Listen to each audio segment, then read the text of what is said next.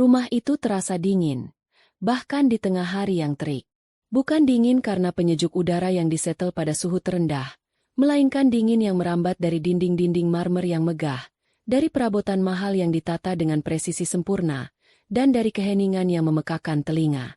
Kinasih duduk di sofa bludru berwarna gading, jemarinya menelusuri jahitan yang rapi. Di hadapannya, di atas meja kaca, secangkir teh melati sudah lama kehilangan hangatnya. Ia menatap keluar jendela besar yang membingkai taman tropis yang terawat sempurna. Namun matanya tidak benar-benar melihat. Pikirannya melayang, mencoba mencari sisa-sisa kehangatan yang dulu pernah mengisi setiap sudut rumah ini. Galih, suaminya, akan segera pulang. Setidaknya itu yang ia katakan di telepon tadi pagi. Sebuah panggilan singkat dan efisien. Ada rapat penting sampai sore, mungkin sedikit malam. Jangan tunggu aku untuk makan malam. Kalimat yang sama, dengan nada yang sama, sudah menjadi lagu pengantar tidurnya selama hampir setahun terakhir. Dulu, Galih akan menelepon hanya untuk mendengar suaranya. Dulu, Galih akan mengirim pesan-pesan konyol di tengah hari. Dulu, Galih akan pulang dan hal pertama yang dicarinya adalah Kinasih. Dulu, kata itu terasa seperti serpihan kaca di dalam hatinya. Kinasih menarik napas panjang. Ia tidak bodoh. Ia tahu ada yang salah. Ia hanya terlalu pandai menyangkal, terlalu ahli dalam membangun benteng ilusi bahwa semuanya baik-baik saja. Pernikahan mereka, di mata dunia, adalah sebuah dongeng. Galih adalah seorang eksekutif muda yang cemerlang di sebuah perusahaan properti, sementara Kinasih adalah istrinya yang cantik dan anggun, potret sempurna seorang wanita sosialita. Mereka tinggal di sebuah rumah mewah di kawasan elit, mengendarai mobil Eropa, dan berlibur ke tempat-tempat eksotis. Sangkar emas yang membuat semua orang iri. Tapi hanya Kinasih yang tahu, betapa lapis emas itu kini mulai retak dan mengelupas, memperlihatkan besi dingin di baliknya. Banyak yang tidak tahu, sangkar emas itu sebenarnya dibangun di atas fondasi milik Kinasih. Rumah ini, mobil-mobil itu, bahkan sebagian besar modal yang membuat Galih tampak begitu cemerlang di perusahaannya, semua berasal dari warisan orang tua Kinasih. Kedua orang tuanya adalah pengusaha ulet yang membangun bisnis dari nol. Mereka mendidiknya untuk menjadi wanita yang kuat dan mandiri, bukan sekadar pajangan. Namun saat ia jatuh cinta pada Galih, pria dengan senyum menawan dan ambisi yang meluap-luap, Kinasih dengan sukarela memberikan dunianya. Ia percaya pada mimpi-mimpi mereka bersama. Tapi Kinasih tidak pernah benar-benar berhenti menjadi dirinya sendiri. Sementara Galih sibuk membangun citranya di dunia korporat, Kinasih diam-diam membangun mimpinya sendiri. Sebuah rahasia indah yang ia simpan rapat-rapat, bahkan dari suaminya sendiri. Namanya, Taman Rembulan, sebuah restoran fine dining yang terletak di pusat kota, tersembunyi di balik fasad bangunan tua yang telah ia restorasi dengan cermat. Galih tahu Kinasih membeli properti itu, tapi ia menganggapnya hanya sebagai salah satu dari sekian banyak investasi, iseng, istrinya. Ia tidak pernah tahu bahwa Kinasih mencurahkan jiwa dan raganya ke tempat itu. Taman Rembulan adalah dunia Kinasih. Di sana, ia bukan sekadar istri Galih. Ia adalah seorang pemilik, seorang konseptor, seorang pemimpin. Ia bekerja sama dengan koki-koki terbaik, merancang setiap detail interior, dan memastikan setiap tamu mendapatkan pengalaman yang tak terlupakan. Restorannya kini menjadi salah satu yang paling bergengsi di kota, tempat para pejabat dan pengusaha kelas atas melakukan jamuan. Ironisnya, Galih belum pernah sekalipun menginjakkan kaki di sana. Ia terlalu sibuk dengan dunianya, dan Kinasih pun tak pernah menawarkannya. Taman Rembulan adalah benteng kemandiriannya, tempat di mana ia merasa utuh dan berharga. Suara deru mobil di halaman depan membuyarkan lamunannya. Galih sudah pulang. Kinasih bangkit, merapikan sedikit gaun rumahnya, dan memasang senyum tipis yang sudah terlatih. Saat Galih masuk, aroma samar parfum asing mendahuluinya. Bukan aroma parfum mahal dan elegan yang biasa dipakai rekan-rekan bisnisnya. Ini aroma yang manis, sedikit menyengat, dan terasa murah. Aroma itu menampar indera penciuman Kinasih, mengirimkan sinyal bahaya yang tajam ke otaknya. Malam, sapa Galih singkat, sambil melonggarkan dasinya. Ia bahkan tidak menatap Kinasih. Matanya sibuk memeriksa ponsel di tangannya. Bagaimana harimu? Tanya Kinasih. Suaranya terdengar lebih rapuh dari yang ia inginkan. Melelahkan, seperti biasa. Banyak urusan. Jawab Galih sambil berjalan menuju tangga. Aku mau langsung mandi. Kinasih hanya mengangguk. Senyumnya terasa kaku. Ia berdiri mematung di ruang tengah, mendengarkan langkah kaki Galih yang menjauh di lantai atas. Keheningan kembali menyergap. Kali ini terasa lebih berat, lebih menyesakkan. Aroma parfum asing itu masih tertinggal di udara, seperti hantu tak kasat mata yang mengejeknya.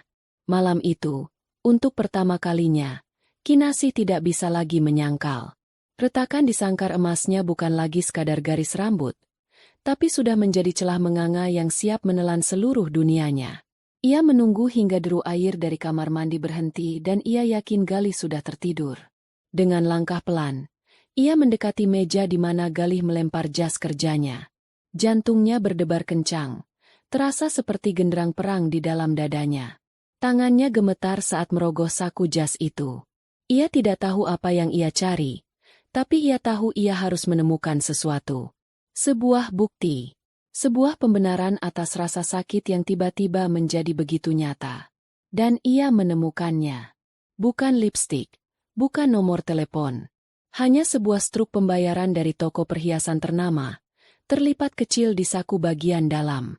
Tanggalnya adalah minggu lalu, saat Galih mengaku sedang melakukan perjalanan bisnis keluar kota. Matanya memindai rincian transaksi, sebuah kalung berlian dengan liontin inisial S. Nama Kinasih tidak memiliki huruf S di dalamnya. Di bagian bawah struk, ada catatan kecil yang ditulis tangan oleh petugas toko, untuk Saskia. Nama itu, Saskia. Nama yang terasa asing namun menyakitkan. Kinasih meremas kertas itu di tangannya hingga menjadi bola kusut. Dunianya yang megah dan indah runtuh dalam sekejap. Dinding marmer terasa seperti dinding penjara. Sofa beludru terasa dingin seperti batu nisan. Dan keheningan di rumah itu kini berteriak-teriak dengan suara pengkhianatan. Ia menatap pantulan dirinya di kaca jendela yang gelap.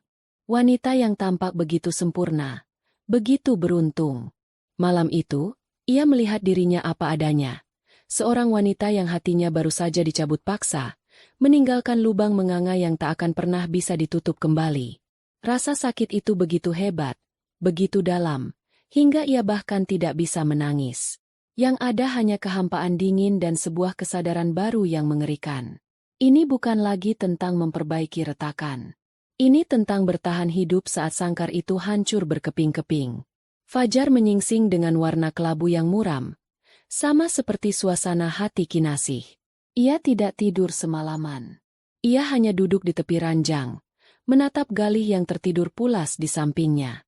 Wajah pria yang dulu sangat ia cintai itu kini terlihat seperti topeng orang asing. Setiap tarikan napasnya yang teratur terdengar seperti sebuah kebohongan. Struk perhiasan itu masih ada dalam genggamannya. Sudah lecek dan basah oleh keringat dingin dari telapak tangannya. Rasa sakit yang semalam membekukannya kini mulai mencair. Berubah menjadi amarah yang membara pelan dari dasar hatinya. Ia tidak akan menangis. Ia tidak akan berteriak. Ia tidak akan melakukan drama yang mungkin diharapkan oleh wanita simpanan suaminya. Ia adalah putri dari orang tuanya. Seorang pebisnis yang diajarkan untuk berpikir logis bahkan di tengah badai. Pagi itu, saat embun masih membasahi jendela, Kinasih tidak lagi menjadi korban. Ia berubah menjadi seorang penyelidik. Ia bangkit dari tempat tidur dengan gerakan tanpa suara, membawa laptopnya ke ruang kerja pribadinya yang kedap suara. Ruangan itu adalah satu-satunya tempat di rumah yang terasa seperti miliknya. Dipenuhi buku-buku dan sketsa desain untuk restorannya. Di sanalah ia mulai bekerja. Target pertamanya adalah rekening bank gabungan mereka.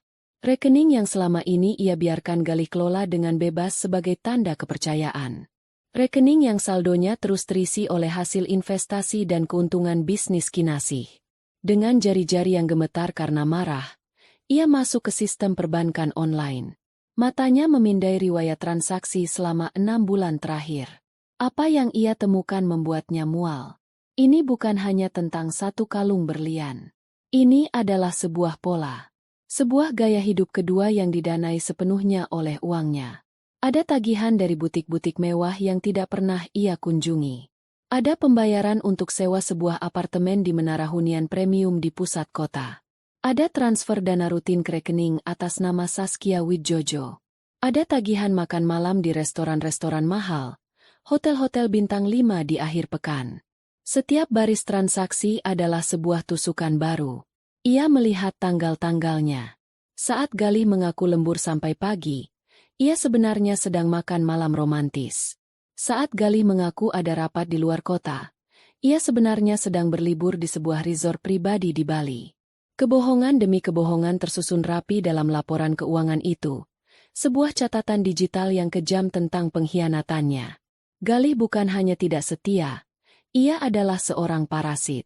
Ia telah menggerogoti keuangan Kinasih secara sistematis untuk membangun surga bagi wanita lain.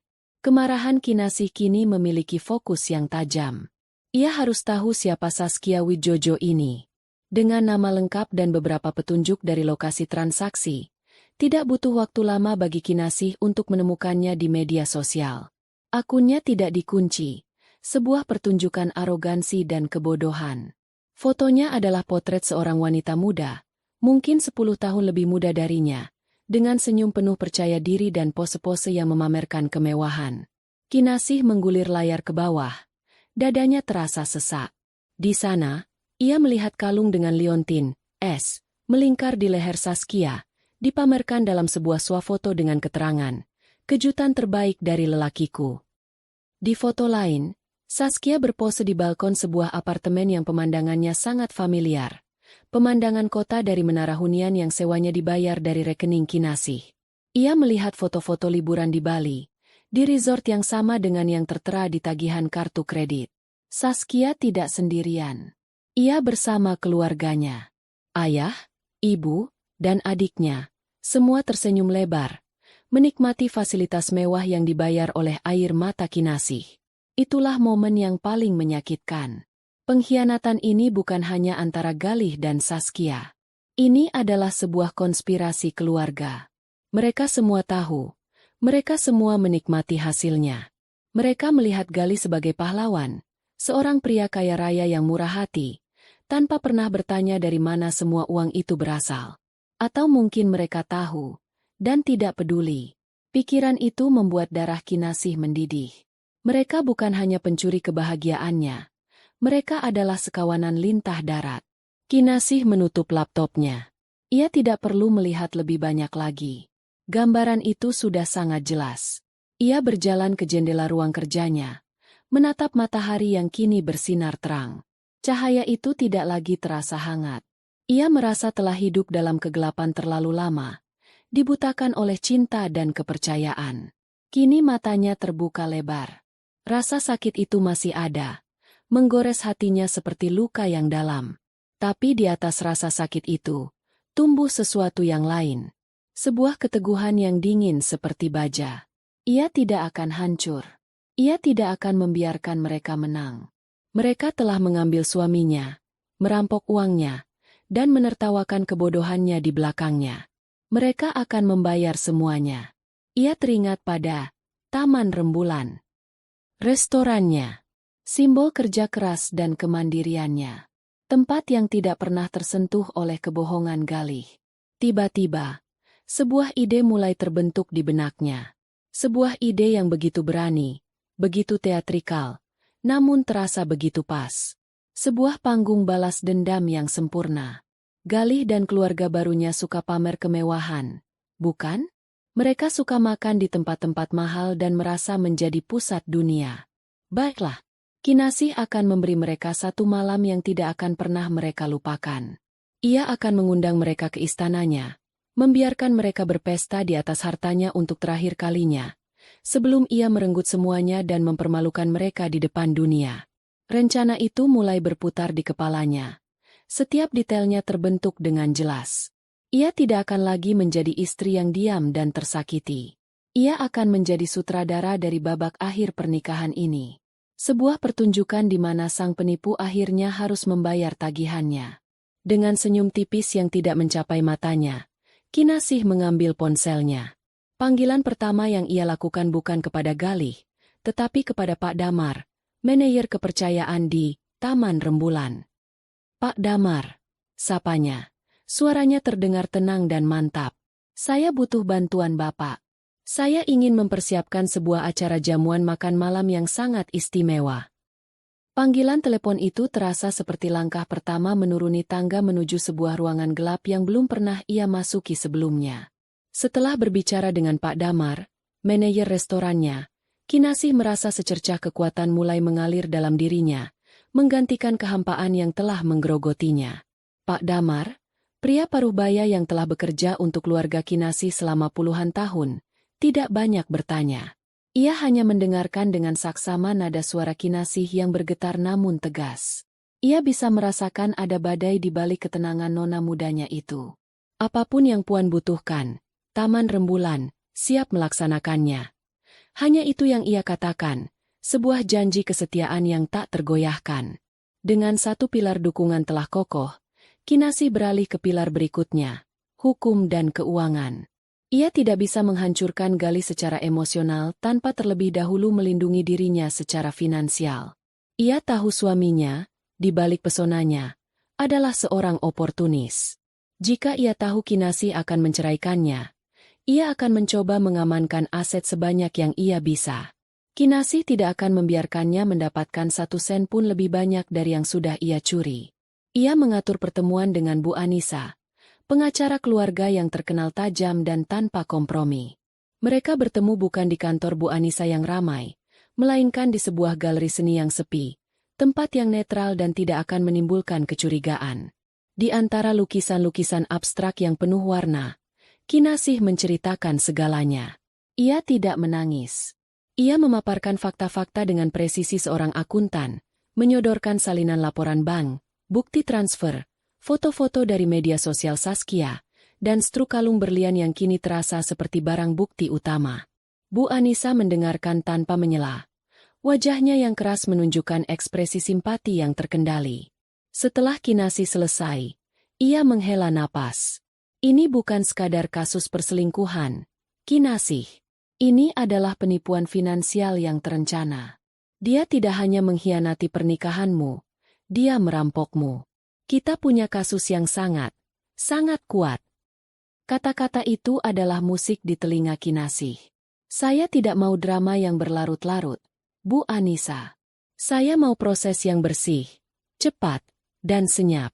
Saya mau semua aset saya kembali. Semua yang berasal dari warisan orang tua saya dan hasil kerja keras saya.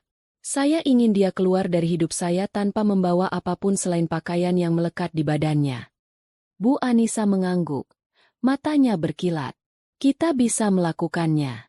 Langkah pertama adalah pembekuan senyap. Kita akan menyiapkan semua dokumen untuk memisahkan asetmu. Kita akan menarik kuasa Galih dari semua rekening dan investasi atas namamu. Kita akan mengalihkan kepemilikan rumah dan mobil kembali 100% padamu. Proses ini butuh beberapa hari untuk dieksekusi serentak. Sementara itu, Bu Anissa mencondongkan tubuhnya lebih dekat. Kamu harus bersikap seperti tidak terjadi apa-apa. Ini bagian yang paling sulit. Bisakah kamu melakukannya? Kinasih menatap sebuah lukisan di hadapannya. Sebuah kanvas besar dengan goresan warna hitam dan merah yang kacau, seolah melambangkan gejolak di dalam dirinya. Saya bisa, jawabnya. Suaranya lebih mantap dari yang ia duga.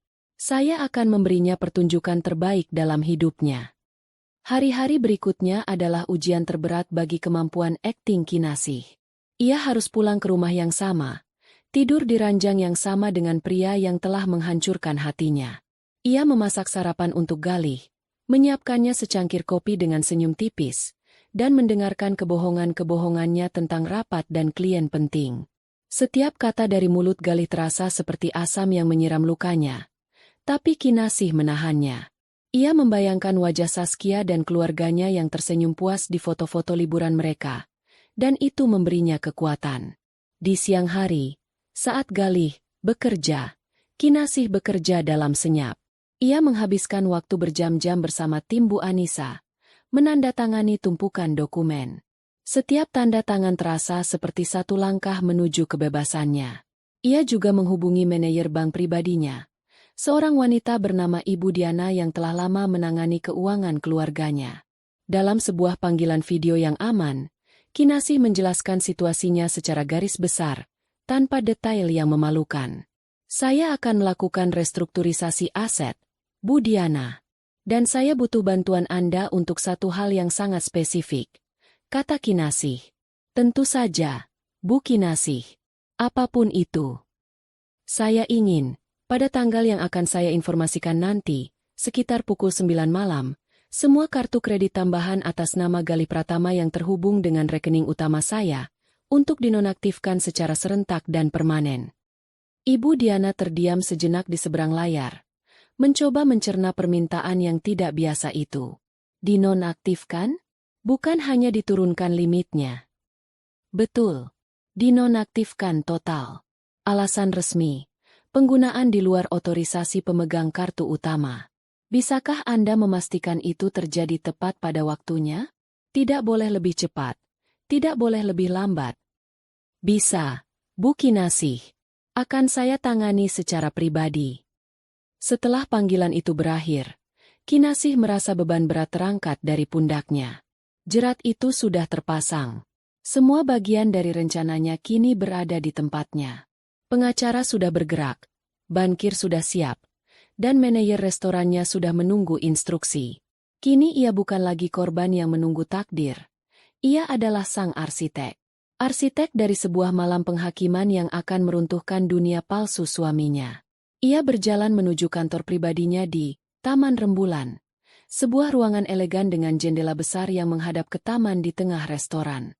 Ia duduk di mejanya, membuka sketsa desain menu baru, namun pikirannya tidak di sana. Ia membayangkan meja VIP di sudut terbaik restorannya, tawa angkuh Galih, senyum kemenangan Saskia. Dan ia membayangkan momen ketika semua itu akan berhenti, digantikan oleh keheningan yang memalukan. Sebuah senyum dingin terukir di bibirnya. Pertunjukan akan segera dimulai. Penantian adalah sebuah siksaan yang manis. Selama seminggu penuh setelah semua persiapan selesai, Kinasih menjalani hidupnya dalam mode autopilot. Ia adalah aktris ulung di panggung sandiwaranya sendiri. Pagi hari ia tersenyum pada Galih, malam hari ia mengucapkan selamat tidur, sementara di dalam hatinya, ia menghitung mundur. Setiap kali Galih berbohong tentang tujuannya pergi, Kinasih hanya mengangguk mengerti, menyimpan setiap kebohongan itu seperti amunisi. Galih, dalam kebodohannya yang arogan, tidak merasakan apa-apa. Ia justru merasa berada di puncak dunia. Ia memiliki istri yang cantik dan penurut di rumah, dan kekasih muda yang memujanya di luar. Ia merasa telah berhasil menaklukkan dunia. Ia tidak menyadari bahwa tanah yang ia pijak sebenarnya adalah papan panggung yang rapuh, yang siap runtuh kapan saja. Pada hari Selasa sore, ponsel Kinasih bergetar. Sebuah pesan masuk dari Pak Damar. Isinya singkat. Puan, reservasi sudah masuk. Jumat malam, pukul 7:30. Meja VIP nomor 7. Atas nama Bapak Prawiro Widjojo. 6 orang. Jantung Kinasih berhenti berdetak sejenak sebelum kembali berdebar kencang. Prawiro Widjojo. Ia ingat nama itu dari profil media sosial ayah Saskia. Mereka datang. Mereka memakan umpannya. Galih cukup pintar untuk tidak menggunakan namanya sendiri, tapi cukup bodoh untuk menggunakan nama ayah kekasihnya. Sebuah tindakan pamer yang akan menjadi bumerang telak baginya. Kinasih membalas pesan itu dengan satu kata. Laksanakan. Hari Jumat itu tiba dengan lambat. Setiap detiknya terasa seperti 1 jam. Cuaca cerah. Seolah alam semesta pun berkonspirasi untuk menyukseskan malam itu. Kinasih menghabiskan paginya di spa. Bukan untuk relaksasi, tapi untuk menguatkan dirinya. Ia ingin tampil sempurna malam ini. Bukan untuk Galih, tapi untuk dirinya sendiri. Ia ingin penampilannya menjadi cerminan dari kekuatan dan kekuasaan yang akan ia rebut kembali. Sore harinya, ia datang ke Taman Rembulan, Lebih awal, restorannya tampak indah seperti biasa. Cahaya lampu gantung kristal memantul lembut di atas meja-meja yang tertata rapi. Aroma bunga lili segar dan roti panggang yang baru matang menyambutnya. Ini adalah kerajaannya, dan malam ini, ia akan mempertahankan tahtanya. Ia langsung menuju dapur untuk bertemu dengan kepala kokinya, seorang pria Perancis bernama Chef Antoine. "Chef, untuk meja VIP nomor 7 malam ini," kata Kinasih, suaranya tenang. "Saya mau semua yang terbaik. Tomahawk steak, lobster thermidor, kaviar osetra, apapun yang mereka minta, berikan.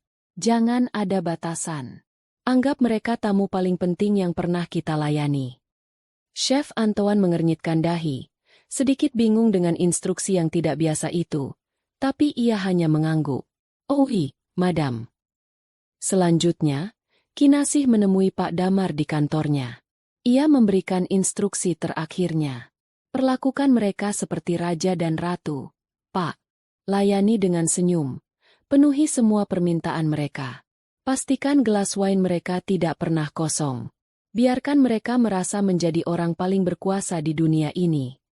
Pak Damar menatap nona mudanya dengan tatapan khawatir sekaligus kagum. "Dan setelah itu, Puan?" "Setelah itu, saat tagihan datang dan kartu mereka ditolak, jangan berdebat.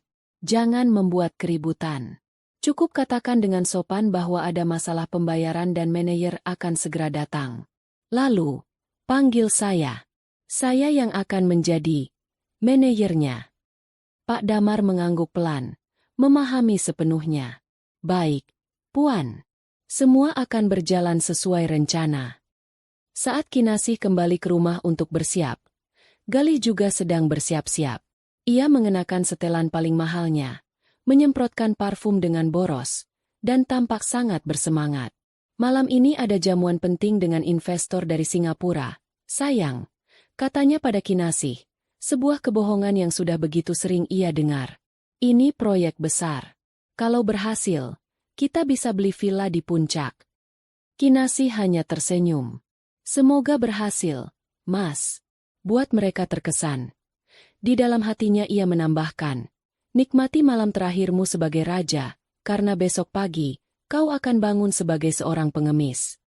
Galih menatapnya, seolah baru pertama kali melihatnya. "Kamu cantik sekali malam ini. Mau pergi?" Kinasih sedang merapikan gaun sutra berwarna merah marun di depan cermin. Gaun yang memancarkan kekuatan dan keanggunan. "Hanya makan malam dengan teman-teman lama. Sudah lama tidak bertemu." "Baiklah, jangan pulang terlalu malam," kata Galih, memberinya kecupan singkat di pipi yang terasa dingin dan hampa, sebelum bergegas pergi.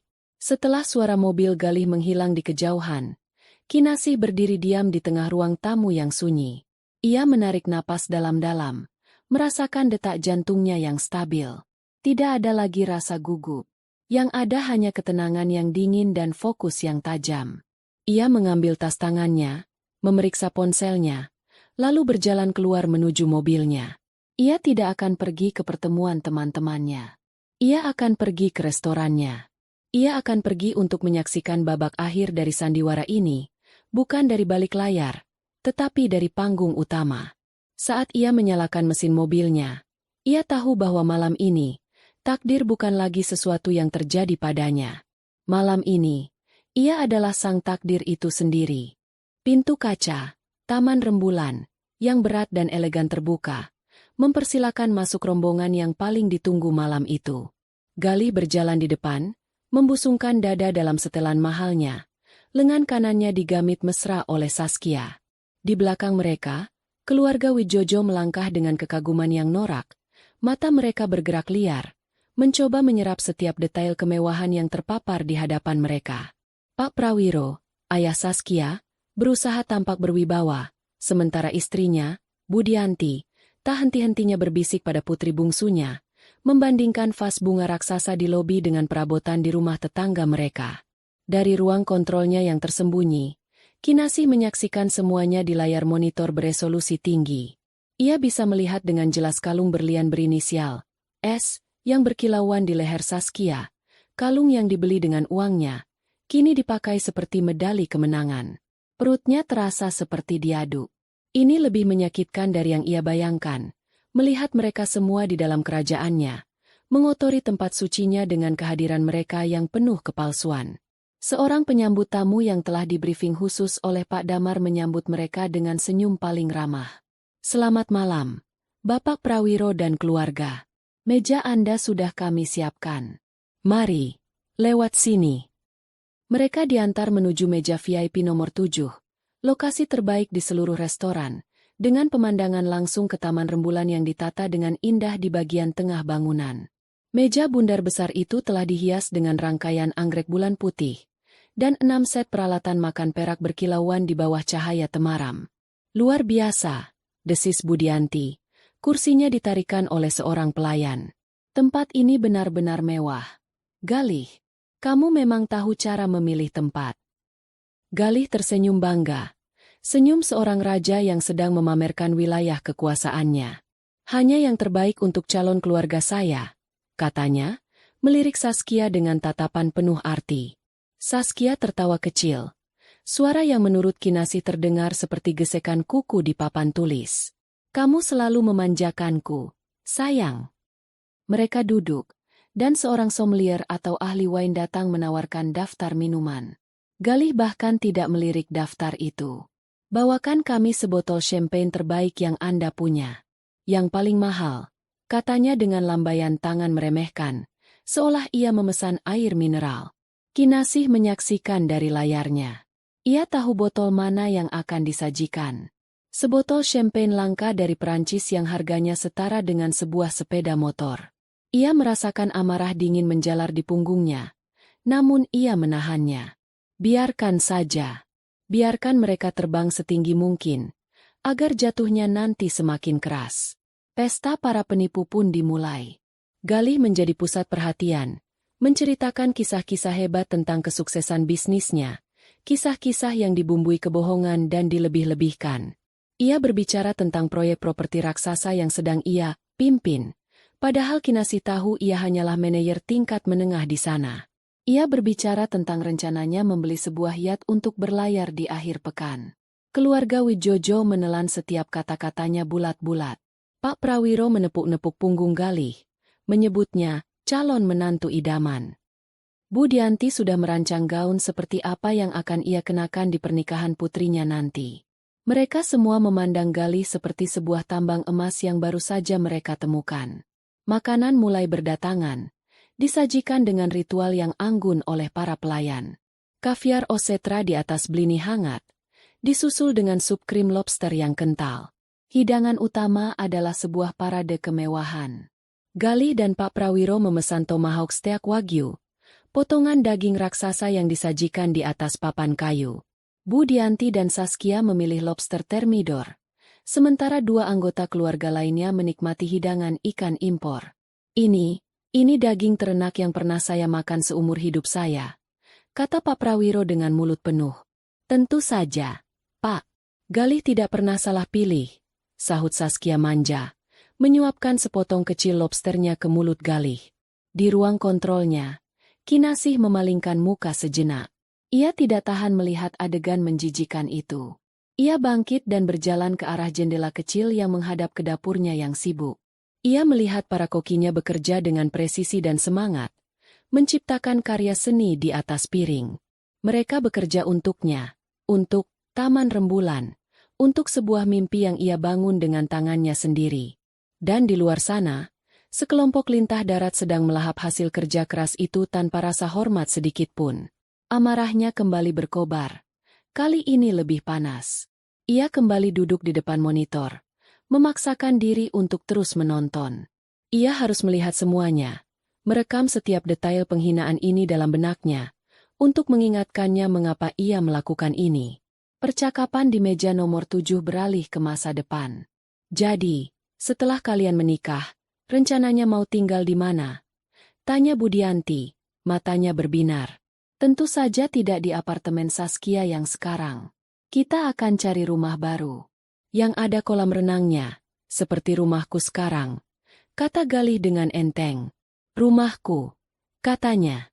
Rumah yang dibeli lunas oleh ayah Kinasih sebagai hadiah pernikahan mereka. Oh, dan aku mau mobil baru, rengek Saskia. Yang atapnya bisa dibuka. Warnanya merah. Apapun untukmu, sayang, jawab Galih, mengecup punggung tangan Saskia. Setiap kata adalah belati baru yang menusuk jantung Kinasih. Ia tidak hanya dikhianati, ia sedang dihapus. Semua yang menjadi miliknya, semua kenangannya, semua kerja kerasnya, kini diklaim oleh orang lain seolah-olah ia tidak pernah ada. Jam di dinding ruang kontrolnya terus berdetak, terasa sangat lambat. Ia menunggu. Menunggu hidangan penutup selesai. Menunggu cangkir kopi terakhir diminum. Menunggu saat di mana tagihan itu akan datang dan meruntuhkan panggung sandiwara mereka. Dan sambil menunggu, ia menyaksikan pesta itu berlanjut. Pesta para penipu yang tidak sadar bahwa mereka sedang menari di atas kuburan mereka sendiri.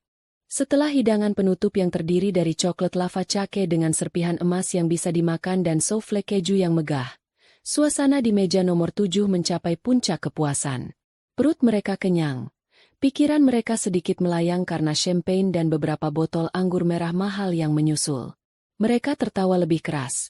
Suara mereka memenuhi ruang VIP, tidak peduli pada tatapan beberapa tamu lain yang mulai terganggu. Bagi mereka, malam itu adalah penegasan status baru mereka. Mereka adalah keluarga yang akan segera berbesan dengan seorang pria kaya raya. Galih bersandar di kursinya, cerutu kubah terselip di antara jemarinya. Merasa seperti seorang kaisar. Ia telah berhasil. Ia telah memukau keluarga Saskia. Ia melirik Saskia yang menatapnya dengan pandangan memuja. Ia merasa tak terkalahkan. Inilah hidup yang seharusnya ia jalani, bukan kehidupan yang membosankan bersama Kinasih, wanita yang menurutnya terlalu kaku dan tidak bisa menikmati hidup. Luar biasa, Galih. Benar-benar malam yang tak terlupakan.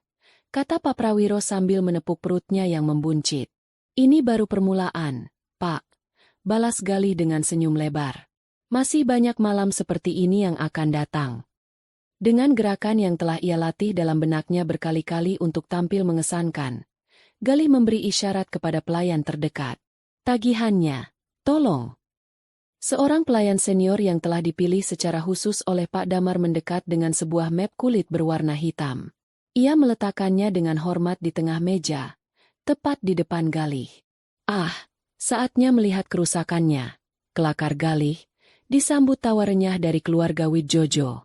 Ia membuka map itu dengan santai. Matanya menyapu deretan angka, dan untuk sepersekian detik, senyumnya sedikit goyah. Totalnya, Rp48.300.000. Jumlah yang bahkan baginya cukup mengejutkan. Namun, ia cepat-cepat menguasai diri. Ini adalah bagian dari pertunjukan. Ia harus terlihat seolah jumlah sebesar itu tidak ada artinya. Lumayan juga, gumamnya. Lalu dengan sengaja membiarkan Saskia dan ayahnya mengintip angka fantastis itu. Ia menikmati ekspresi kaget dan kagum di wajah mereka. Dengan penuh percaya diri, ia mengeluarkan dompetnya dan mengambil kartu kredit utamanya. Sebuah kartu berwarna hitam legam yang selalu ia banggakan. Ia menyerahkannya kepada pelayan. Ini, katanya singkat, seolah menyerahkan kartu perpustakaan. Pelayan itu mengambilnya dengan kedua tangan. Baik, Bapak. Mohon ditunggu sebentar. Saat-saat penantian itu diisi oleh pujian-pujian dari Budianti tentang betapa murah hatinya Galih. Galih hanya tersenyum. Menyerap semua sanjungan itu seperti bunga matahari menyerap cahaya. Ia sudah membayangkan hari-hari di masa depan, di mana ia akan sepenuhnya mengendalikan kekayaan Kinasih dan hidup seperti ini setiap hari. Namun, penantian itu terasa sedikit lebih lama dari biasanya. Galih mulai merasa sedikit tidak nyaman. Ia melihat pelayan tadi sedang berbicara dengan kasir, lalu dengan manajer yang tampak cemas. Beberapa menit kemudian, pelayan itu kembali ke mejanya. Wajahnya pucat dan tampak sangat gugup. Mohon maaf, Bapak Galih, katanya dengan suara pelan. Sepertinya ada kendala dengan kartunya. Transaksinya ditolak. Seisi meja terdiam. Tawa yang tadinya memenuhi udara lenyap seketika. Galih mengerutkan kening. Ditolak? Tidak mungkin. Itu kartu tanpa batas. Coba lagi. Mungkin mesin kalian yang bermasalah. Sudah kami coba 3 kali. Pak, di mesin yang berbeda. Hasilnya tetap sama, jawab pelayan itu. Tidak berani menatap mata Galih. Wajah Galih mulai memerah karena campuran malu dan marah. Tidak masuk akal, geramnya. Suaranya mulai meninggi, menarik perhatian dari meja-meja di sekitarnya. Berikan kartunya kembali. Dengan tangan sedikit gemetar, ia mengambil kartu itu dan memeriksanya, seolah ada kerusakan fisik di sana. Ia lalu merogoh dompetnya lagi, kali ini dengan sedikit panik. Ia mengeluarkan kartu platinum lainnya. Coba yang ini, bentaknya. Pelayan itu kembali ke kasir. Suasana di meja menjadi sangat canggung. Saskia berhenti tersenyum, sementara orang tuanya saling berpandangan dengan cemas. Beberapa saat kemudian, pelayan itu kembali dengan kabar yang sama. Mohon maaf, Pak, yang ini juga ditolak. Keringat dingin mulai membasahi dahi Galih. Ini adalah mimpi buruk. Bagaimana mungkin? Semua kartunya terhubung ke rekening utama yang saldonya selalu melimpah.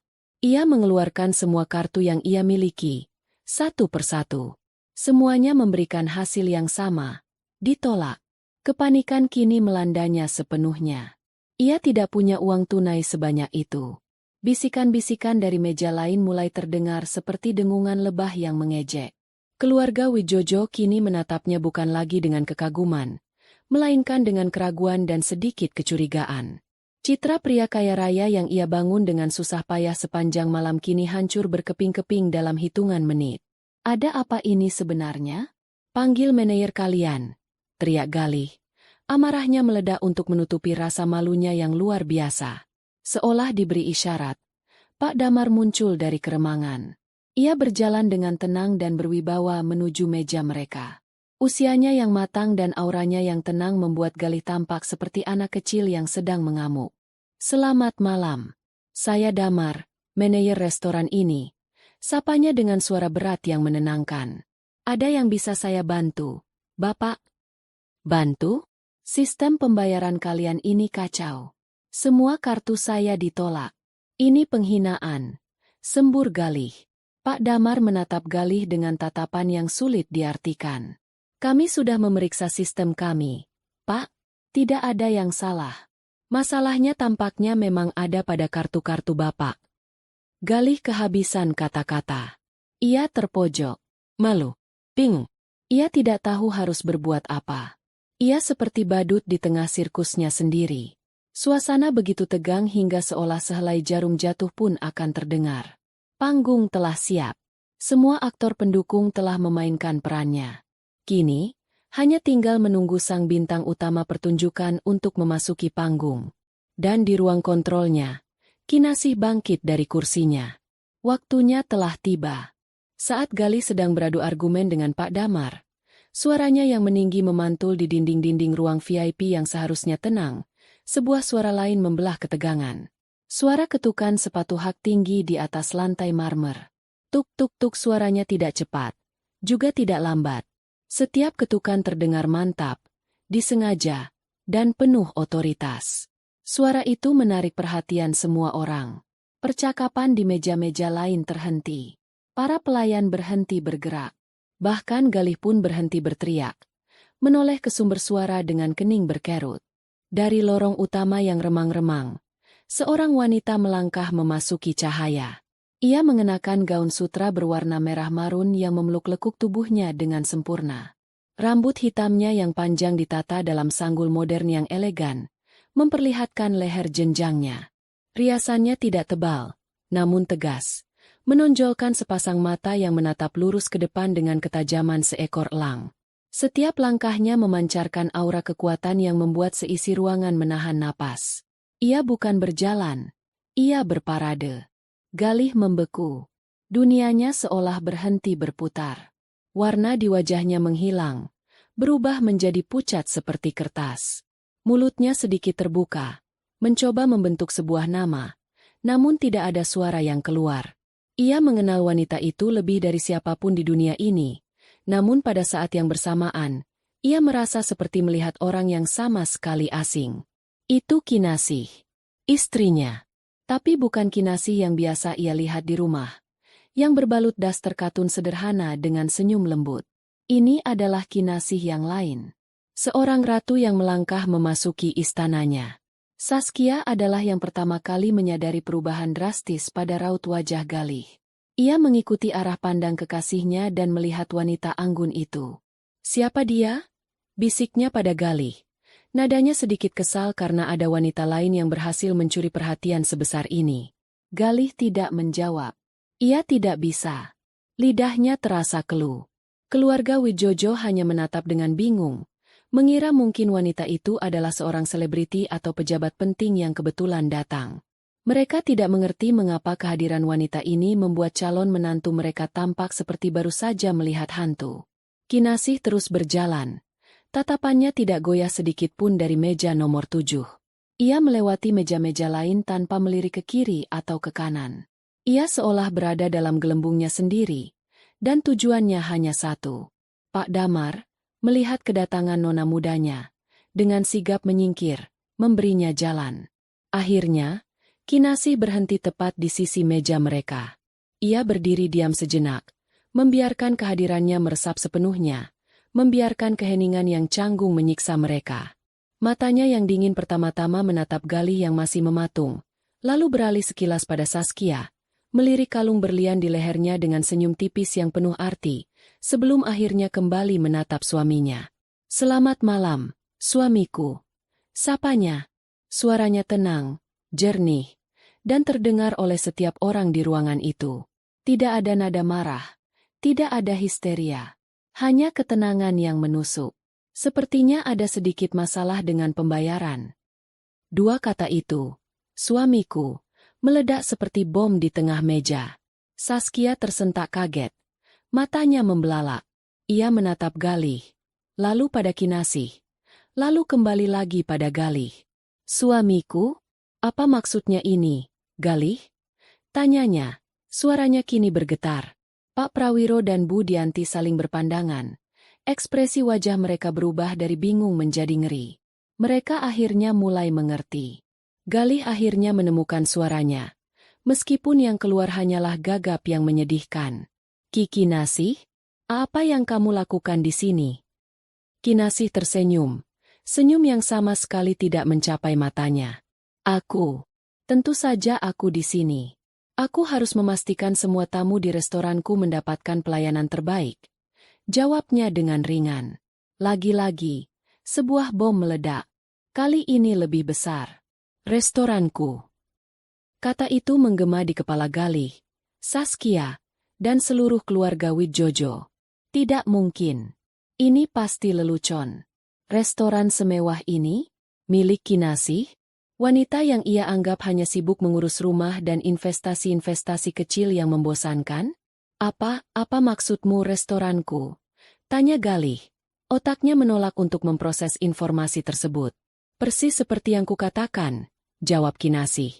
Nadanya masih setenang danau di pagi hari. "Selamat datang di Taman Rembulan, Galih. Ini mimpiku, hasil kerja kerasku, dibangun dengan warisan orang tuaku. Tempat yang kau bahkan tidak pernah tahu keberadaannya." Ia berhenti sejenak, membiarkan kebenaran yang brutal itu menampar mereka semua.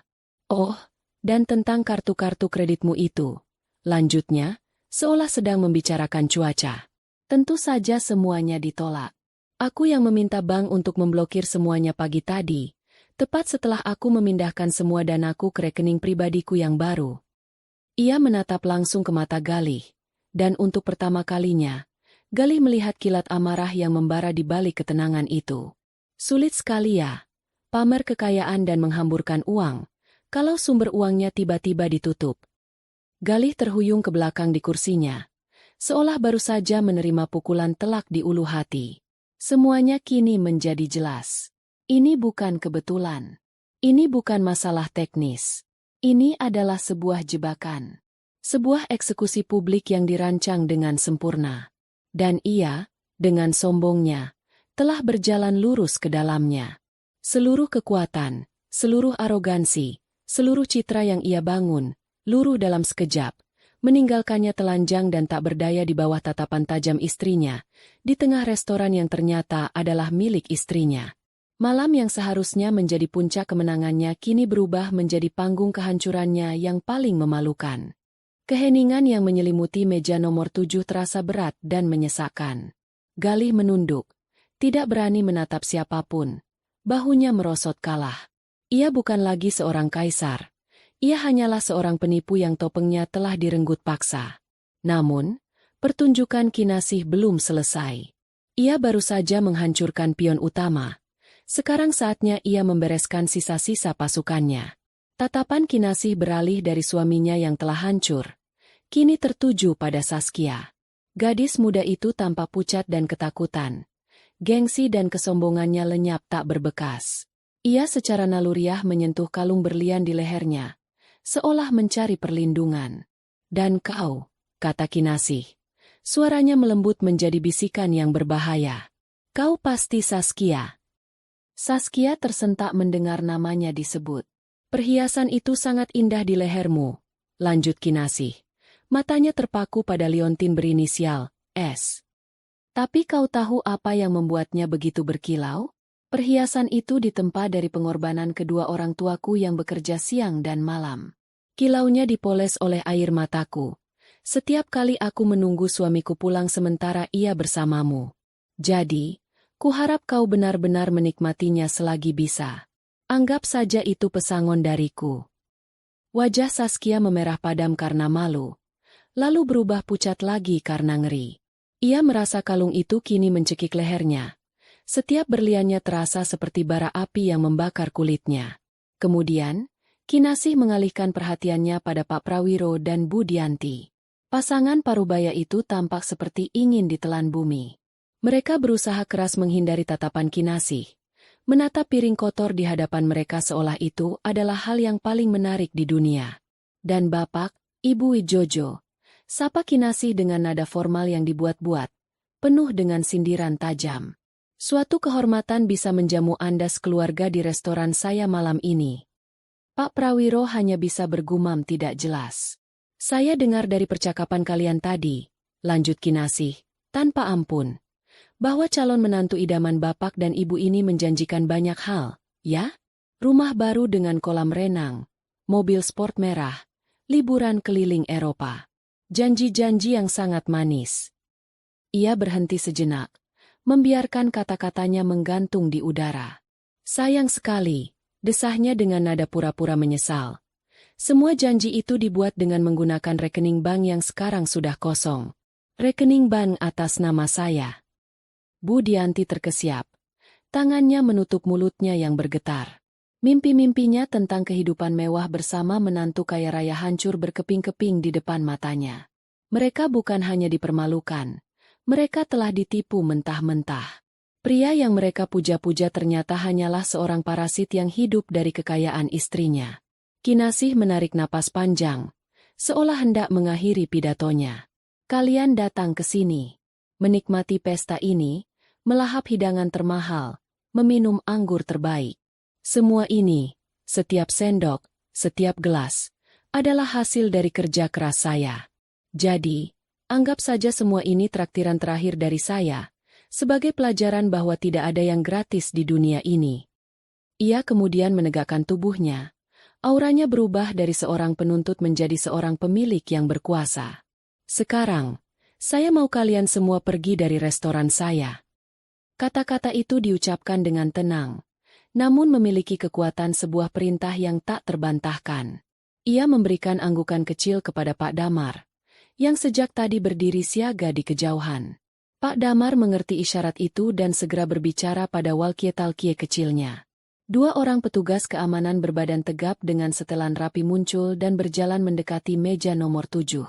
Mereka tidak bersikap kasar, namun kehadiran mereka tidak menyisakan ruang untuk negosiasi. Mari, Bapak, Ibu, kami antar ke pintu keluar, kata salah satu petugas dengan suara datar.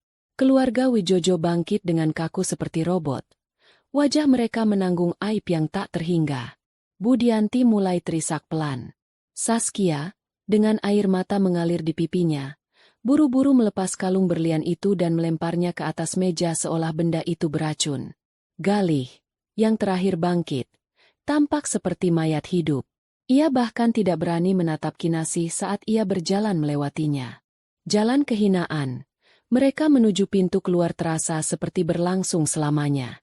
Setiap pasang mata di restoran itu mengikuti setiap langkah mereka. Bisikan-bisikan terdengar jelas. Tawa kecil yang tertahan terdengar di beberapa sudut. Arogansi mereka saat datang kini berganti dengan pemandangan yang menyedihkan saat mereka diusir. Setelah pintu tertutup di belakang mereka, keheningan kembali menyelimuti restoran. Semua mata kini tertuju pada Kinasih, yang masih berdiri tegak di tempatnya. Ia berbalik menghadap para tamunya. "Bapak dan Ibu sekalian," katanya. Suaranya kini terdengar hangat dan ramah. "Saya mohon maaf atas gangguan yang kurang menyenangkan tadi. Sebagai tanda terima kasih atas pengertian Anda semua, silakan nikmati hidangan penutup dan kopi sebagai komplimen dari kami malam ini." Sebuah tepuk tangan meriah yang spontan meledak di seluruh ruangan. Para tamu bertepuk tangan bukan hanya karena hidangan penutup gratis, tetapi sebagai bentuk kekaguman dan dukungan pada wanita kuat yang baru saja mereka saksikan merebut kembali harga dirinya dengan cara yang begitu elegan. Kinasih tersenyum tipis, sebuah senyum tulus pertama malam itu, dan sedikit membungkukkan badannya. Ia kemudian berjalan pelan kembali ke lorong, meninggalkan ruang makannya yang kini kembali dipenuhi dengungan percakapan yang hangat. Ia tidak kembali ke ruang kontrolnya. Ia berjalan menuju balkon pribadi di lantai 2 yang menghadap ke taman rembulannya. Udara malam yang sejuk menerpa wajahnya. Kerajaannya telah bersih. Ia sendirian, tetapi ia tidak pernah merasa lebih utuh.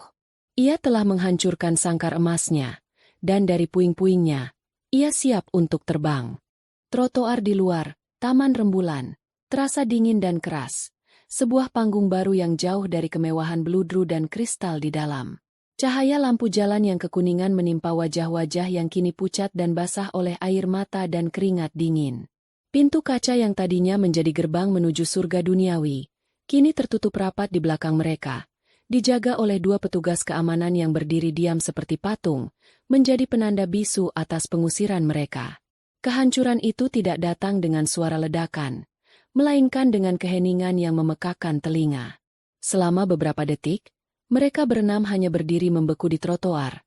Suara lalu lintas kota yang sibuk seolah menjadi musik latar bagi tragedi pribadi mereka. Lalu, keheningan itu pecah.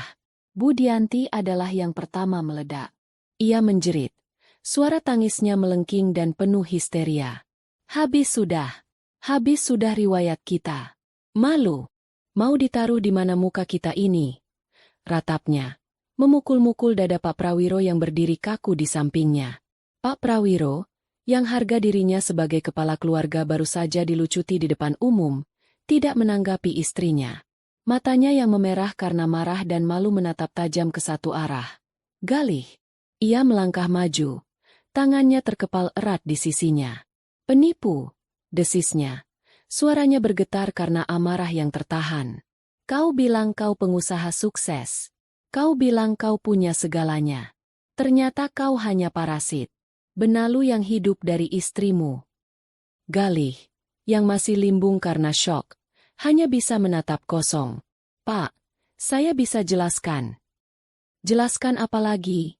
bentak Pak Prawiro, kini benar-benar kehilangan kendali. "Kau sudah mempermalukan saya. Kau mempermalukan keluarga saya. Kami datang ke sini, makan seperti orang kaya baru. Ternyata semuanya hanya tipuan. Kau pikir kami ini apa? Bodoh." Saskia, yang sejak tadi menangis dalam diam, akhirnya angkat bicara. Wajahnya yang cantik kini berantakan. Maskaranya luntur. Ia menatap Galih dengan kebencian yang murni. "Jadi ini semua bohong? Rumah itu? Mobil itu? Semuanya punya istrimu?" Aku." Galih mencoba meraih tangannya, tapi Saskia menepisnya dengan kasar. "Jangan sentuh aku," pekiknya. "Jadi selama ini aku hanya pacaran dengan supirnya istri kaya? Atau anjing peliharaannya mungkin? Kau menjijikan. Kau bilang kau mencintaiku, Tapi kau bahkan tidak punya uang sepeser pun yang benar-benar milikmu. Setiap kata adalah tamparan. Galih merasa seperti sedang dicambuk di alun-alun kota. Penghinaan di dalam restoran tadi terasa brutal, tapi ini, penghinaan dari orang-orang yang tadinya memujanya, terasa jauh lebih menyakitkan. Cinta dan kekaguman mereka ternyata setipis lapisan emas pada perhiasan palsu. Aku membencimu, jerit Saskia. Kau sudah menghancurkan hidupku. Semua teman-temanku akan menertawakanku. Ia berbalik dan menarik-narik lengan ibunya. Ayo kita pergi dari sini, Ma. Aku tidak mau melihat wajah penipu ini lagi. Keluarga Wijojo mulai bergerak menjauh, meninggalkan Galih sendirian di bawah lampu jalan. Galih mencoba memanggil nama Saskia sekali lagi. Suaranya serak dan putus asa. Tapi mereka tidak menoleh. Mereka berjalan tergesa-gesa menyusuri trotoar, berusaha lari dari aib yang kini melekat pada nama mereka. Galih kini benar-benar sendirian. Suara kota di sekelilingnya terasa asing dan mengancam. Ia merogoh sakunya, mencari ponsel. Ia harus pergi dari sini. Ia harus menelepon seseorang. Tapi siapa? Ia membuka aplikasi taksi online, memesan sebuah mobil, hanya untuk kemudian menyadari bahwa metode pembayarannya terhubung dengan kartu kredit yang sudah mati. Ia mencoba kartu debitnya. Gagal. Ia tidak punya uang tunai yang cukup bahkan untuk membayar ojek. Rasa putus asa yang total kini mencengkeramnya. Ia, Galih Pratama, yang selalu tampil necis dan percaya diri, kini terdampar di pinggir jalan seperti gelandangan, tidak bisa pulang ke rumah yang bahkan bukan miliknya. Ia jatuh terduduk di tepi trotoar yang kotor. Kepalanya tertunduk di antara kedua tangannya. Ia telah kehilangan segalanya dalam satu malam. Bukan hanya uang dan kemewahan. Ia kehilangan harga diri, kehormatan, dan masa depannya. Semuanya lenyap, ditelan oleh senyum dingin wanita yang telah ia remehkan selama ini. Sementara itu, di atas balkon restorannya, Kinasih menatap kerlip lampu kota. Suara hiruk-pikuk di bawah sana tidak lagi terdengar olehnya.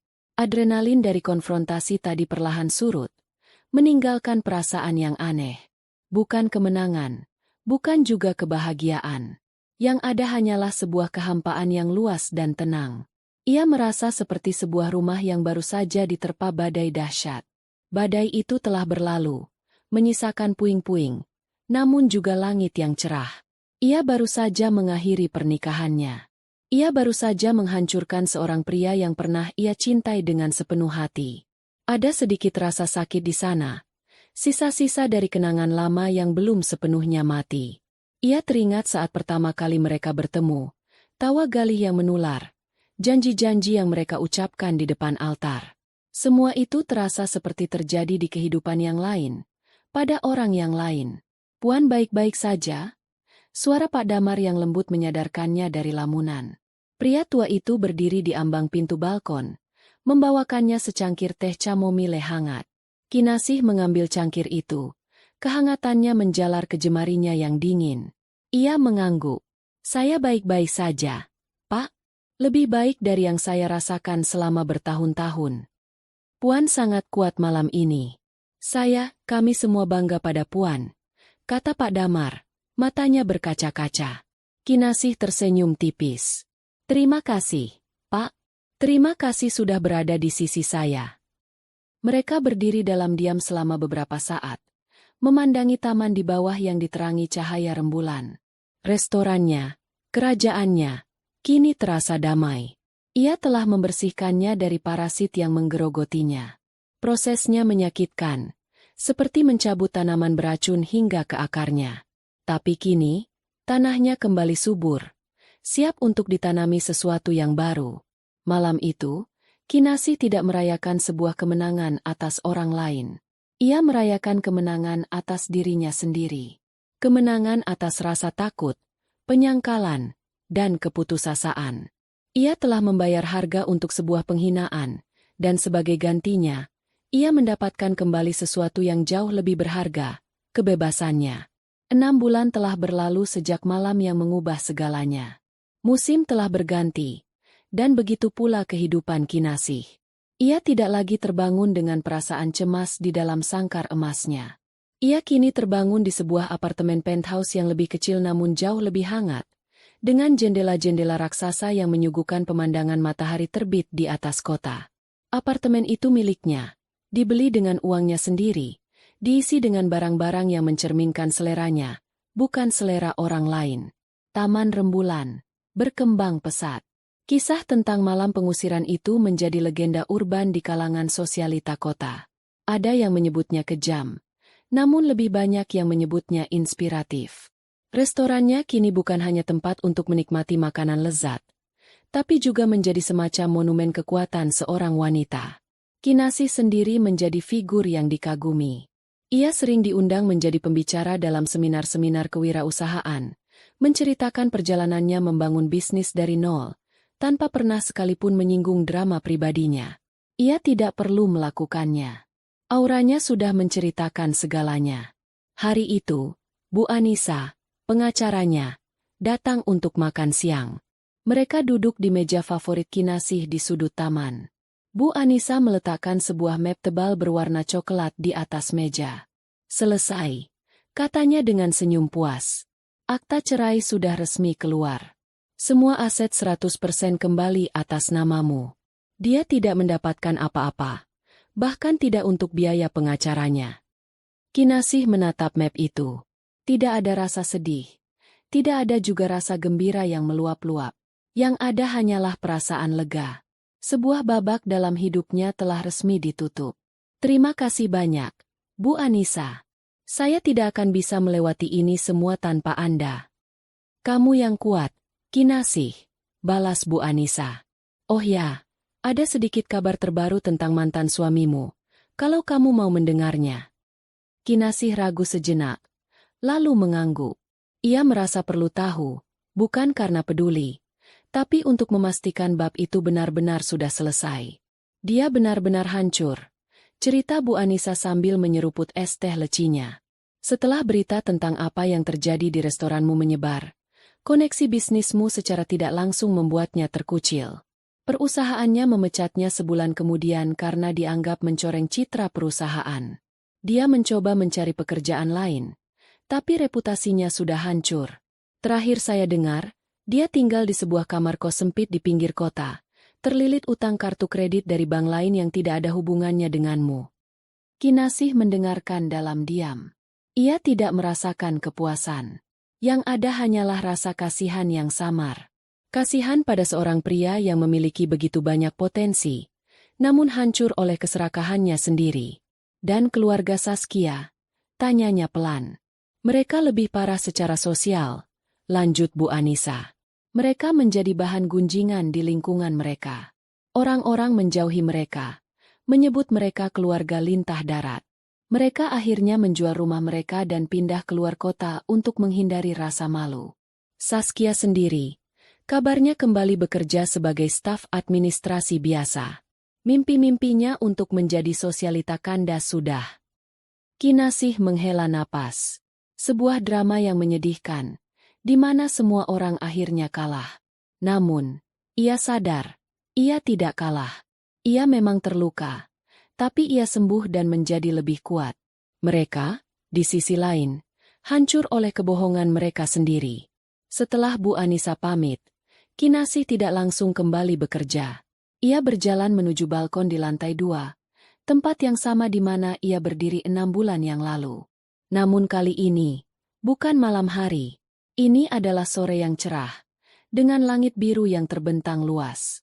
Ia menatap ke bawah, ke restorannya yang ramai. Ia melihat tawa para tamu, kesibukan para pelayannya, semangat para kokinya. Ini semua adalah miliknya. Bukan warisan, bukan pemberian, tapi hasil dari visinya, ketekunannya, dan kini, keberaniannya. Ia telah melalui api pengkhianatan dan keluar dari sisi lain dengan utuh. Ia teringat malam itu, malam di mana ia merasa menjadi sang takdir. Kini ia sadar, ia bukan takdir. Ia hanyalah seorang wanita yang memilih untuk berhenti menjadi korban dan mulai menulis ceritanya sendiri. Balas dendam yang ia lakukan malam itu bukanlah tujuannya, melainkan hanya alat. Alat untuk menghancurkan penjara yang mengurungnya, baik penjara fisik maupun mental. Fajar yang baru telah tiba dalam hidupnya. Pintu menuju masa lalunya yang kelam telah ia kunci rapat-rapat dan kuncinya telah ia buang jauh-jauh. Di hadapannya kini terbentang jalan yang baru. Jalan yang akan ia tentukan sendiri arahnya. Dengan secangkir kopi di tangan dan senyum tulus di wajahnya, Kinasih menatap Cakrawala, siap menyambut apapun yang akan datang. Ia bebas.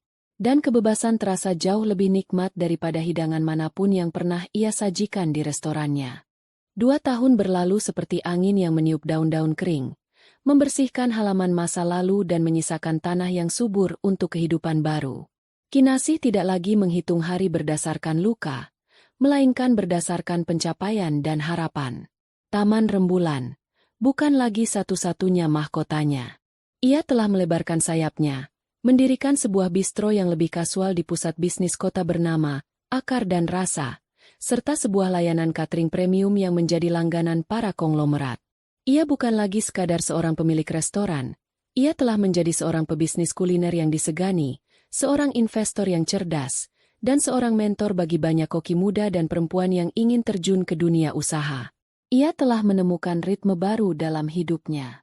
Pagi hari diisi dengan rapat dan perencanaan strategis, siang hari dengan kunjungan ke dapur-dapur bisnisnya untuk memastikan kualitas, dan malam hari seringkali ia habiskan dengan membaca buku di apartemennya yang tenang, atau sesekali makan malam bersama teman-teman dekatnya, lingkaran kecil yang terdiri dari Bu Anissa, Pak Damar, dan beberapa rekan bisnis yang ia percaya.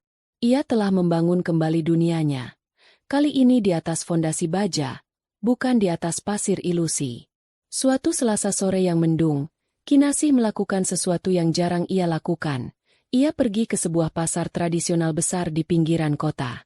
Salah satu koki mudanya memberitahukan tentang pemasok rempah-rempah langka yang hanya bisa ditemukan di sana. Didorong oleh rasa penasaran dan kecintaannya pada bahan-bahan otentik, ia memutuskan untuk datang sendiri, hanya ditemani oleh sopirnya yang menunggu di mobil.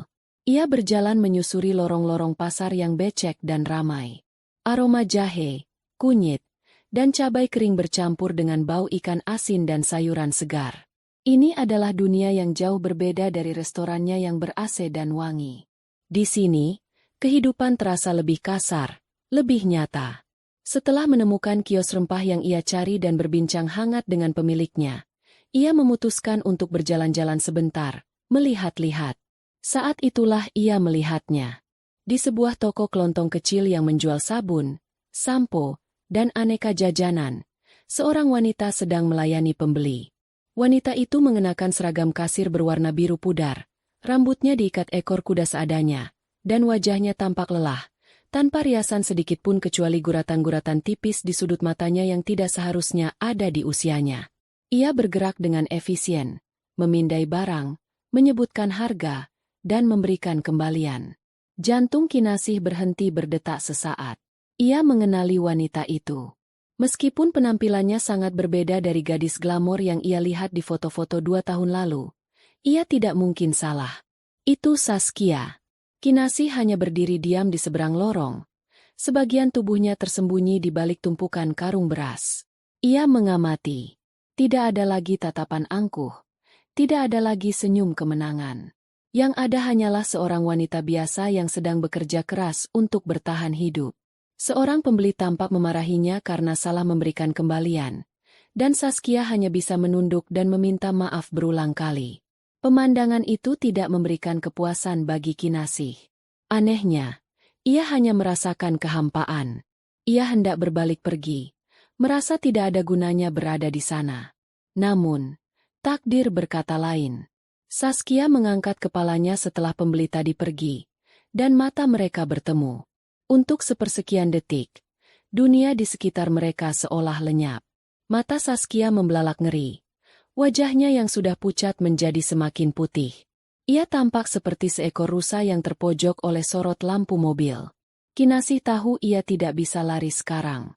Dengan tarikan napas panjang, ia melangkah menyeberangi lorong, mendekati toko kelontong itu. Ia berhenti di depan meja kasir. Saskia tampak gemetar.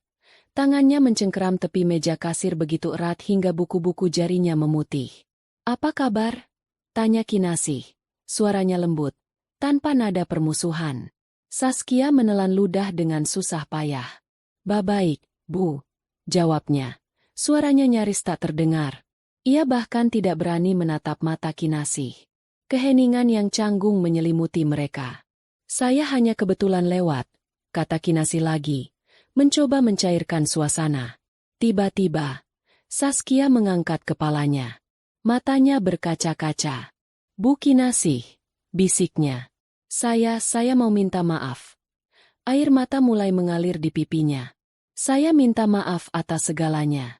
Dulu saya masih muda, bodoh, dan serakah. Saya dibutakan oleh kemewahan. Saya telah ikut menghancurkan hidup ibu. Tidak ada hari di mana saya tidak menyesalinya. Pengakuan yang tulus itu mengejutkan Kinasih. Ia mengharapkan penyangkalan, atau mungkin tatapan benci. Bukan permintaan maaf yang begitu rapuh. Ia melihat Saskia sekarang bukan sebagai seorang pelakor, tapi hanya sebagai seorang wanita yang telah membuat kesalahan besar dan kini menanggung akibatnya. Kinasih menghela napas. Amarah yang dulu pernah membara untuk gadis ini, kini telah lama pada menjadi abu. Semua sudah berlalu, Saskia, katanya dengan tenang. Saya sudah melupakannya. Hidup harus terus berjalan. Tapi kita semua membuat kesalahan, potong Kinasih. Yang penting adalah apa yang kita pelajari dari kesalahan itu. Ia melihat sekeliling toko yang sederhana itu. Kamu bekerja keras di sini.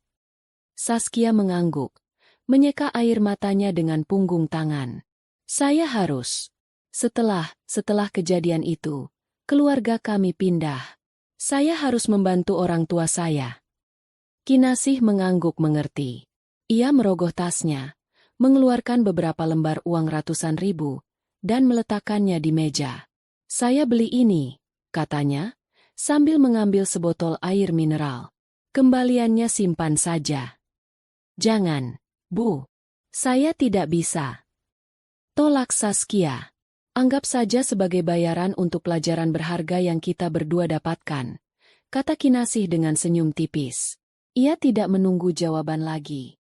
Ia berbalik dan berjalan meninggalkan toko itu, meninggalkan Saskia yang termangu menatap punggungnya. Saat kembali ke mobilnya yang sejuk dan mewah, Kinasih merasa aneh. Pertemuan itu seperti sebuah gema dari kehidupan lamanya. Sebuah pengingat akan seberapa jauh ia telah melangkah. Ia tidak merasa menang. Ia hanya merasa damai. Pintu terakhir dari masa lalunya yang menyakitkan baru saja tertutup dengan sendirinya. Bukan dengan bantingan keras, melainkan dengan sebuah bisikan pelan dari kata, maaf. 1 tahun setelah pertemuannya dengan Saskia di pasar, kehidupan Kinasih semakin mekar. Ia tidak hanya menjadi seorang pebisnis, tapi juga seorang filantropis. Ia mendirikan sebuah yayasan kecil bernama Dapur Harapan, sebuah program yang memberikan pelatihan kuliner gratis bagi perempuan dari keluarga kurang mampu, membantu mereka untuk bisa mandiri secara finansial. Baginya, memberdayakan wanita lain adalah cara terbaik untuk menyembuhkan luka lamanya sendiri. Di tengah kesibukannya, sebuah proyek baru menyita perhatiannya. Ia berencana membuka sebuah galeri seni yang menyatu dengan kafe pastry di area selatan kota. Untuk itu, ia bekerja sama dengan seorang arsitek muda yang sedang naik daun, bernama Reza. Reza adalah pria yang tenang, cerdas, dan memiliki passion yang sama dengan Kinasih terhadap keindahan dan detail. Mereka sering bertemu untuk membahas desain dan konsep. Pertemuan mereka yang awalnya murni profesional, perlahan berubah menjadi lebih personal. Mereka bisa berbicara berjam-jam tentang seni, musik, buku, dan filosofi hidup. Reza tidak pernah memandangnya sebagai Kinasih sang janda kaya raya. Ia memandangnya sebagai seorang visioner, seorang seniman dalam dunianya. Ia mengagumi pikiran Kinasih, bukan rekening banknya. Untuk pertama kalinya setelah sekian lama, Kinasih merasakan getaran ketertarikan yang tulus pada seorang pria. Ia tidak terburu-buru, ia membiarkan semuanya mengalir secara alami, menikmati setiap momen perkenalan mereka. Malam itu, Taman Rembulan, merayakan hari jadinya yang kelima. Kinasih mengadakan sebuah pesta kecil, Bukan untuk publisitas, tapi untuk orang-orang terdekat yang telah menemaninya melalui suka dan duka. Pak Damar, Chef Antoine, Bu Anissa, beberapa staf seniornya, dan beberapa teman barunya, termasuk Reza, hadir di sana. Suasananya hangat dan penuh tawa. Kinasih, dalam balutan gaun berwarna biru malam, tampak bersinar. Ia berkeliling, menyapa tamunya, memastikan semua orang menikmati hidangan dan suasana. Ia merasa begitu bersyukur. Taman yang dulu ia rawat dalam kesendirian, kini telah mekar dan dipenuhi oleh orang-orang yang tulus menyayanginya. Di tengah pesta, Bu Anissa mendekatinya sambil memegang segelas wine. Ada email aneh masuk ke kantor saya tadi pagi, ditujukan untukmu, katanya dengan nada ringan. Dari firma penagih utang. Sepertinya mantan suamimu meninggalkan tagihan rumah sakit yang besar di Sumatera dan menggunakan alamat lama kita sebagai kontak darurat. Kinasih terdiam sejenak, mencerna informasi itu. Sebuah nama dari masa lalu yang kini terasa begitu jauh. Ia tidak merasakan apa-apa. Tidak marah. Tidak kasihan, tidak peduli. Nama itu hanyalah serangkaian huruf tanpa makna emosional. Biarkan saja, Bu, jawab Kinasih dengan tenang. Itu bukan lagi urusanku. Hapus saja emailnya. Bu Anissa tersenyum. Sudah kuduga kamu akan berkata begitu. Malam semakin larut. Kinasih melangkah keluar menuju balkon favoritnya untuk mencari udara segar. Pemandangan taman di bawahnya tampak magis, diterangi oleh lampu-lampu kecil yang berkelip seperti kunang-kunang. Pemandangan yang indah. Suara Reza mengejutkannya. Pria itu berdiri tak jauh darinya, memegang 2 gelas sampanye. Ia menyodorkan 1 gelas pada Kinasih. Terima kasih, kata Kinasih, menerima gelas itu. Restoran ini, kata Reza, menatap ke sekeliling dengan kekaguman. Bukan hanya tempat makan. Ini adalah sebuah karya seni. Sebuah bukti bahwa dari tanah yang paling sulit sekalipun, sesuatu yang indah bisa tumbuh. Kinasih menatapnya, dan untuk pertama kalinya, ia membiarkan pertahanannya sedikit runtuh. Ia tersenyum, senyum yang benar-benar mencapai matanya, membuatnya tampak bertahun-tahun lebih muda. Butuh waktu lama untuk menyuburkan tanahnya kembali, akunya. Tapi lihat sekarang, balas Reza. Matanya menatap Kinasih dengan hangat. Tamannya sudah mekar sempurna. Mereka berdiri dalam keheningan yang nyaman, hanya ditemani oleh suara musik lembut dari dalam dan gemerisik daun di taman. Kinasih menatap ke depan, ke arah kerlip lampu kota yang tak berujung. Ia tidak tahu apa yang akan terjadi di masa depan. Ia tidak tahu kemana hubungannya dengan Reza akan berlanjut. Dan ia tidak takut. Untuk pertama kalinya, masa depan bukanlah sebuah negeri asing yang menakutkan, melainkan sebuah kanvas kosong yang menarik. Ia telah melalui musim dingin yang panjang dan menyakitkan, tapi kini, musim semi telah tiba. Di tangannya, ia memegang kuas dan palet dengan aneka warna cerah. Dan ia siap untuk mulai melukis.